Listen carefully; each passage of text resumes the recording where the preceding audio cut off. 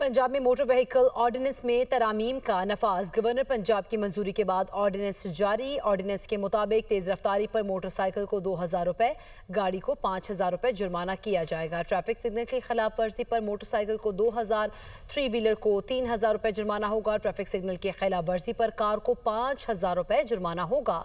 Overloading पर three wheeler को 3000 रुपए, 2000 सीसी से कम गाड़ियों को 5000 रुपए जुर्माना होगा। ट्रेलर को ओवरलोडिंग पर 15000 रुपए जुर्माना किया जाएगा। धुआं छोड़ती मोटरसाइकिल को 2000, जबकि थ्री व्हीलर गाड़ी को 3000 रुपए जुर्माना होगा। बड़ी गाड़ी को 8000 रुपए और पब्लिक ट्रांसपोर्ट को धुआं छोड़ने पर 15000 रुपए जुर्माना किया जाएगा।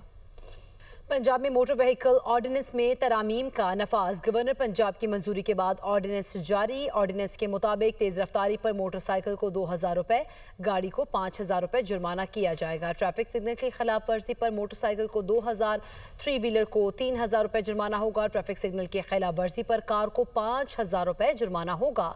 ओवरलोडिंग पर थ्री व्हीलर को 3000 रुपए, 2000 सीसी से कम गाड़ियों को 5000 रुपए जुर्माना होगा।